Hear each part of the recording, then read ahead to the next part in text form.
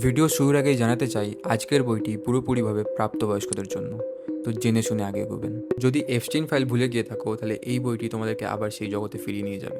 তোমাদের কি মনে হয় এই জাহান্নাম কেমন দেখতে, বা কি এই জাহান্নাম দেখতে চাও? আমার কাছে এর টিকিট আছে। আরে না না, আমি কোনো মিথ্যে কথা বলছি না।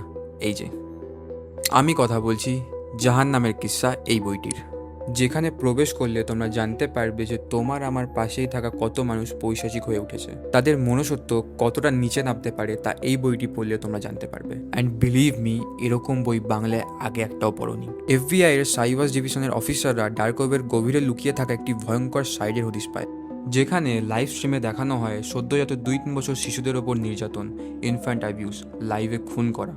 অ্যান্ড এই সব জিনিসের লাইভ স্ট্রিম করা হয় ডার্ক ওয়েবের দ্বারা, যেখানে মানুষের বিকৃত মনুষ্যত্বের পরিচয় পাওয়া যায়। অ্যান্ড এই ডার্ক ওয়েবে প্রবেশ করতে গেলে লাগে ক্রিপ্টোকারেন্সি, যা লুকিয়ে রাখে ইউজারদের গোপনীয়তা। অদৃশ্য এই জগতের আড়ালে থাকা সেই সাইটে কি পৌঁছানো আদৌ সম্ভব? শুরু হয় এক অসম্ভব ম্যানহান্ট, যার নাম operation গ্রেস্কুল। Operation to shut down several dark websites devoted to child abuse, Operation Grayskull. অন্যদিকে এর 2 বছর পর 2022 সালে ছবির মতো শান্ত পাহাড় হিমাচলের কুল্লু শহরে উদ্ধার হয় 2 শিশুর বিকৃত কাটা ছেঁড়া মৃতদেহ। কেসটি যায় সিবিআইয়ের হাতে এবং তদন্তে নামেন ইন্সপেক্টর চিত্রা রাঠোর।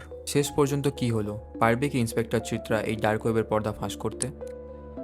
জানতে হলে আপনাদের পড়ে ফেলতে হবে জাহান্নামের কিস্সা, যা আপনাদের সোজাসুজি নিয়ে যাবে বাস্তবের জাহান্নামে।